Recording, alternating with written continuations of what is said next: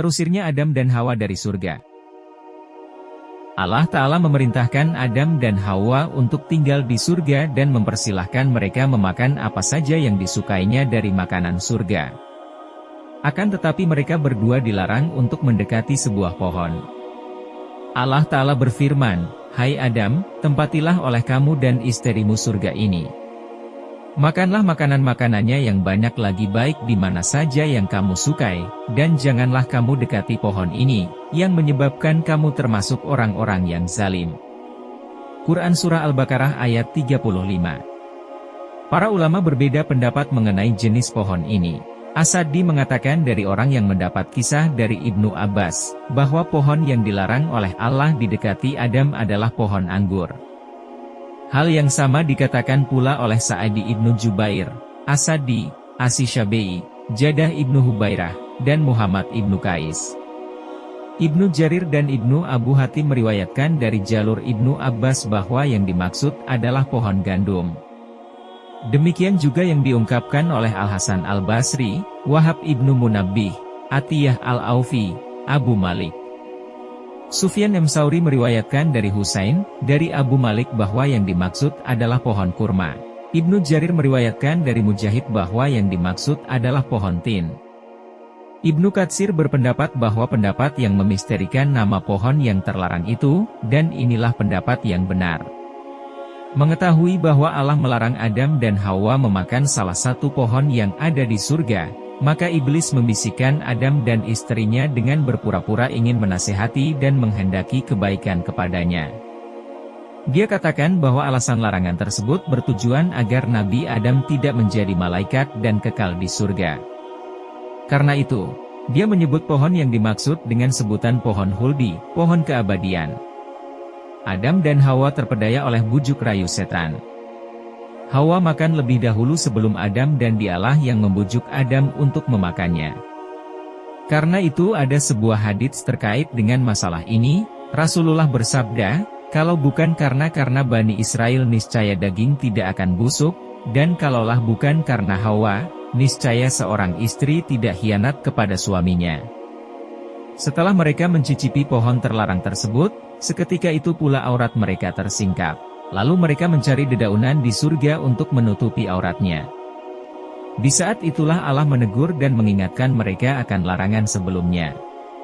Abdur Razzaq mengatakan bahwa Ibnu Abbas meriwayatkan bahwa pohon yang Allah melarang Adam dan istrinya memakannya ialah pohon gandum. Setelah keduanya memakan buah pohon itu, maka dengan serta-merta kelihatanlah aurat keduanya. Tersebutlah bahwa yang digunakan oleh keduanya untuk menutupi aurat adalah kukunya masing-masing. Lalu keduanya segera memetik dedaunan surga, yaitu daun pohon tin, dan menambal sulamkan satu sama lainnya untuk dijadikan penutup aurat keduanya. Kemudian Adam berlari ke dalam kebun surga, dan bergantunglah pada kepalanya suatu jenis pohon surga. Maka Allah memanggilnya, "Hai Adam, apakah engkau lari dariku?" Adam menjawab, "Tidak, tetapi saya malu kepada engkau, wahai Tuhanku." Allah berfirman, "Bukankah segala sesuatu yang aku anugerahkan dan aku perbolehkan untukmu dari buah-buahan surga tidak cukup sehingga engkau berani memakan apa yang aku haramkan kepadamu?" Adam menjawab, "Tidak, wahai Tuhanku. Tetapi demi keagungan MU, saya tidak menduga bahwa ada seseorang yang berani bersumpah dengan menyebut nama engkau secara dusta." Ibnu Abbas mengatakan bahwa hal tersebut adalah apa yang disebutkan di dalam firman-Nya, dan setan bersumpah kepada keduanya, "Sesungguhnya saya termasuk orang yang memberi nasihat kepada kamu berdua." Al-A'raf 21. Allah berfirman, "Demi keagunganku, aku benar-benar akan menurunkan kamu ke bumi, kemudian kamu tidak dapat memperoleh penghidupan kecuali dengan cara demikian." Ibnu Abbas melanjutkan kisahnya, bahwa Adam lalu diturunkan dari surga, padahal sebelum itu keduanya memakan buah surga dengan berlimpah ruah dan tanpa susah payah. Kemudian ia diturunkan ke tempat dunia, yang makanan dan minumannya tidak berlimpah, tetapi harus dengan susah payah. Maka mulailah Adam belajar membuat alat besi, dan diperintahkan untuk membajak, lalu Adam membajak dan menanam tanaman serta mengairinya. Ketika telah tiba masa panen, maka ia menuainya dan memilih biji-bijiannya serta menggilingnya menjadi tepung, lalu membuat adonan roti darinya. Setelah itu baru ia memakannya. Tetapi Adam tidak dapat melakukan itu kecuali setelah Allah mengizinkannya. Abdurrahman ibnu Humaid menceritakan bahwa Adam tinggal di dalam surga hanya selama sesaat di siang hari. Satu saat tersebut lama-lamanya dengan 130 tahun hari-hari dunia. Arabi, Ibnu Anas yang mengatakan bahwa Adam keluar dari surga pada pukul 9 atau pukul 10, ketika keluar, Adam membawa serta sebuah tangkai pohon surga, sedangkan di atas kepalanya memakai mahkota dari dedaunan surga yang diuntai sedemikian rupa merupakan untaian daun-daunan surga.